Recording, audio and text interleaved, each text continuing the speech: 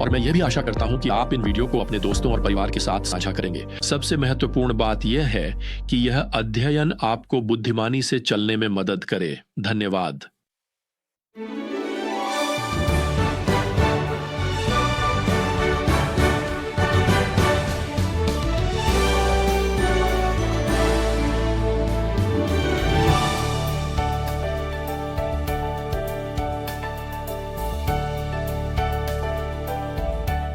आजकल बहुत से लोग, जिनमें पादरी और चर्च के नेता भी शामिल हैं, ऐसा सोचते हैं कि चर्च का काम लोगों को अपने बारे में अच्छा महसूस कराना है, उन्हें यह भरोसा दिलाना है कि वे जैसे हैं वैसे ही ठीक हैं। इसलिए उपदेश जीवन बदलने वाले कम और उत्साहवर्धक अधिक हो गए हैं।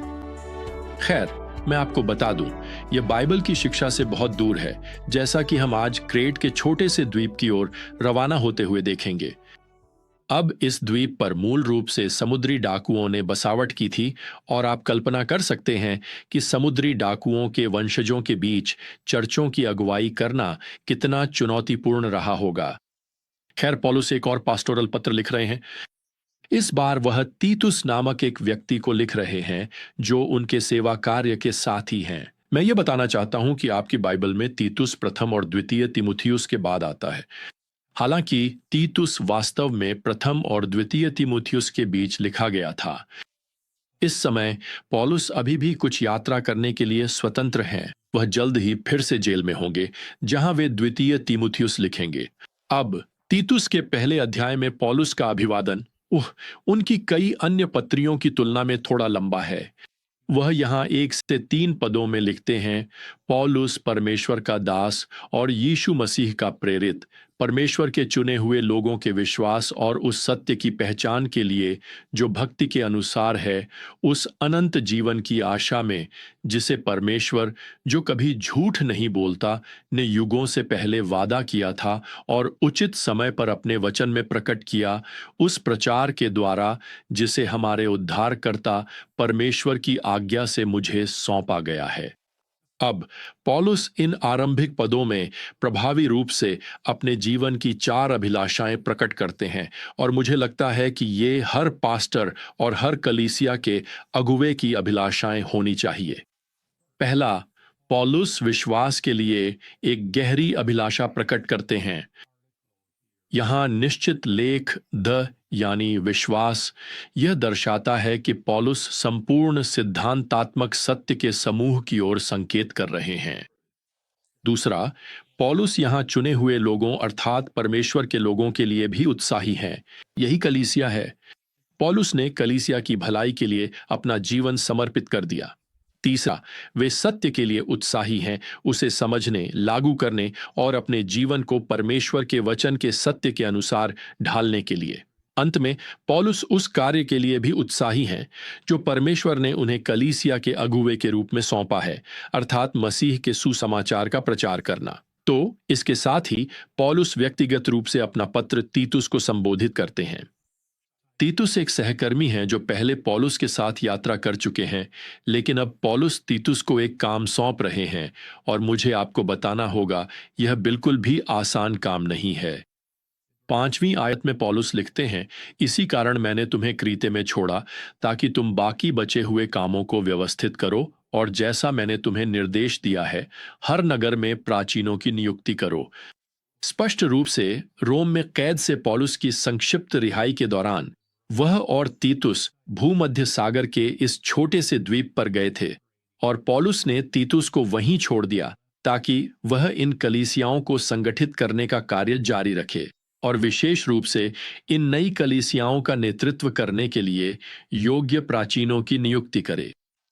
अब जरा सोचिए, कल्पना कीजिए कि आप किसी स्थापित कलीसिया में पहुंचते हैं और कुछ समय उनके साथ बिताने के बाद यह तय करते हैं कि कौन नेतृत्व करने के योग्य है। खैर, इसका मतलब होगा कि कुछ पुरुषों को उस पद पर पदोन्नत करना और शायद कुछ अन्य लोगों को जो पहले से ही कलीसिया में नेतृत्व कर रहे थे, उन्हें पदावनत करना। सही लोगों को स्थान पर बैठाने के लिए तीतुस को काफी मजबूत मनोबल की आवश्यकता होगी। अब तीतुस को सही निर्णय लेने में मदद करने के लिए पौलुस उसे इन कलीसिया के नेताओं के लिए योग्यताओं की एक सूची देता है। पौलुस यहाँ 5वीं आयत में उन्हें प्राचीन कहकर संबोधित करता है। इस पद के लिए नए नियम में अन्य शब्द हैं, अधीक्षक और पास्टर। प्रियजनों, ये तीनों शब्द एक ही पद, एक ही व्यक्ति के लिए प्रयुक्त होते हैं, जबकि ये प्राचीन, पास्टर, शिक्षक, अधीक्षक के इस पद के विभिन्न पहलुओं को उजागर करते हैं।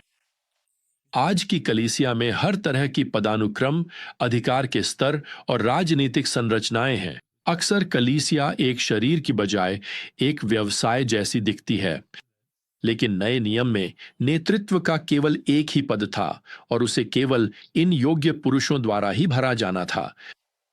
तो सवाल यह है कि योग्यताएं क्या हैं? पौलुस हमें यहां 6ठी आयत से लेकर 9वीं आयत तक योग्यताओं की सूची देता है। अब हमने यह योग्यताओं की सूची पहले तीमुथियुस अध्याय 3 में देखी थी, लेकिन तीतुस में कुछ अनूठी योग्यताएं हैं जो इस सूची में जोड़ी गई हैं। पहली योग्यता यहां 6ठी आयत में दिखाई देती है, जहां पौलुस लिखता है, उसके बच्चे विश्वासी हों और उच्छृंखलता या अवज्ञा के आरोप के योग्य न हों। अब मुझे आपको बताना होगा कि यहां दी गई यह योग्यता ने कलीसिया के इतिहास में और आज तक काफी बहस को जन्म दिया है। क्या इसका मतलब यह है कि एक प्राचीन के बच्चों को मसीह में विश्वास आ जाएगा या उन्हें मसीही बनना ही होगा? और मैं यह सवाल पूछूंगा कि यह किस उम्र में होना चाहिए। मेरे लिए इस बहस का उत्तर बहुत ही सरल है।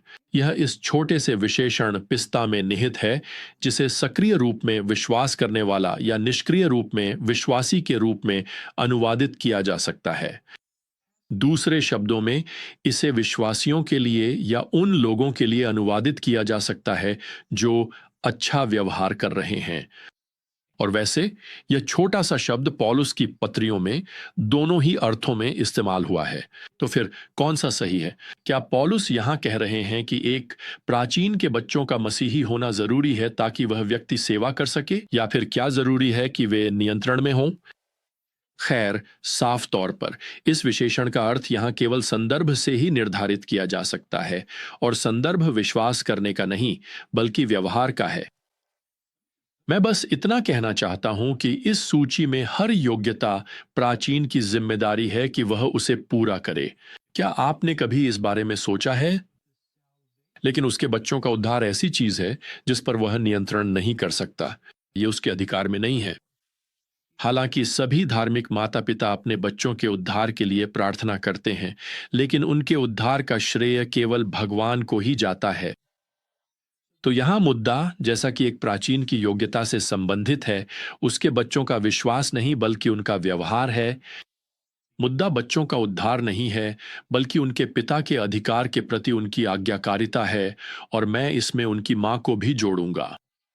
इसे इस तरह से समझना फिर प्रथम तीमुथियुस 3 की सूची के साथ पूरी तरह मेल खाएगा, जहां चौथे पद में लिखा है, प्राचीन को अपने घर को भली भांति चलाना चाहिए, अपने बच्चों को आज्ञाकारी बनाए रखना चाहिए। अब आप भी वही कर सकते हैं जो मैंने किया है, और अपनी बाइबल के हाशिए में यहां तीतुस 1:6 में जहां लिखा है उसके बच्चे विश्वासी हों, वहां आप लिख सकते हैं उसके बच्चे व्यवहार कर रहे हों। अब क्या इसका मतलब है कि छोटा जॉनी एकदम परिपूर्ण देवदूत है? नहीं, बिल्कुल भी नहीं।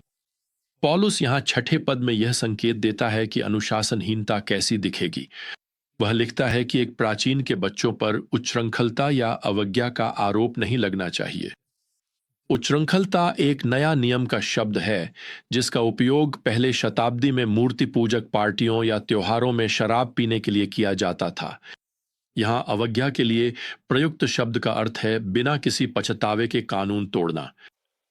देखिए, मैं आपको बता दूं, यहाँ बात किसी 3 साल के या 13 साल के बच्चे की शरारत की नहीं है। यह एक बड़ा बच्चा है जो अब भी प्राचीन के घर में रहता है, जिस पर उसे अपना अधिकार लागू करना चाहिए। और यह बड़ा बच्चा सच कहें तो बहुत दुष्ट जीवन जीने की छूट पा रहा है, और यह बात पिता को प्राचीन बनने की योग्यता से प्रभावी रूप से बाहर कर देगी। अब यहाँ एक और योग्यता है जो तीतुस के लिए यहाँ 7वें पद में विशेष रूप से दी गई है। क्योंकि एक निरीक्षक को जल्द गुस्सा करने वाला नहीं होना चाहिए। अब यह उस व्यक्ति की ओर इशारा करता है जो गुस्से में फट पड़ता है। और एक प्राचीन को कठिन परिस्थितियों और कठिन लोगों से निपटना होगा, तो क्या वह गुस्से में फट पड़कर प्रतिक्रिया करता है, या क्या वह किसी को डराने धमकाने वाला है? क्या वह लोगों को शब्दों या भावनाओं के जरिए दबाता है? अगर ऐसा है तो उसे प्राचीन नहीं होना चाहिए। खैर, यहां 8वें पद में तीतुस में ही पाई जाने वाली 3 और योग्यताएं दी गई हैं। यह लिखा है, भलाई से प्रेम रखने वाला, धर्मी, पवित्र। दूसरे शब्दों में, वह एक अच्छा इंसान है जिसकी जिंदगी ईमानदार है और जो परमेश्वर के साथ चलना चाहता है। अब यहां 9वें पद में अंतिम योग्यता यह है कि प्राचीन को विश्वसनीय वचन को दृढ़ता से थामे रहना चाहिए। सीधे शब्दों में कहें तो उसे बाइबल से प्रेम करना चाहिए, उसे बाइबल पढ़नी चाहिए, उसे इसका अध्ययन करना चाहिए, उस पर विश्वास करना चाहिए और उसका पालन करना चाहिए, क्योंकि उसे झूठे शिक्षकों का सामना करना पड़ेगा। यहां 10वें पद में पौलुस इन झूठे शिक्षकों का वर्णन करता है जो क्रीत द्वीप पर हैं कि वे अवज्ञाकारी हैं। वे खाली बातें करने वाले और धोखेबाज हैं। 16वां पद कहता है कि वे परमेश्वर को जानने का दावा करते हैं, लेकिन अपने कामों से उसका इनकार करते हैं। वे घृणित, अवज्ञाकारी और किसी भी अच्छे काम के लिए अयोग्य हैं। तो मैं आपको बताऊं, ये शब्द काफी कठोर हैं, है ना? सुनिए, बुजुर्ग होना कोई खेल नहीं है। ये ऐसा नहीं है जैसे आप गोल्फ खेलना शुरू कर दें और जब मौसम अच्छा हो या मन करे तब खेल लें। नहीं, यह तो सबसे आगे रहकर सेवा करने का बुलावा है, परमेश्वर की भेड़ों की रक्षा करना, मार्गदर्शन देना, उन्हें खिलाना, सुधारना और नेतृत्व करना, जो बुजुर्गों, कलीसिया के अगुवों को सौंपा गया है। ये कभी भी आसान नहीं होगा।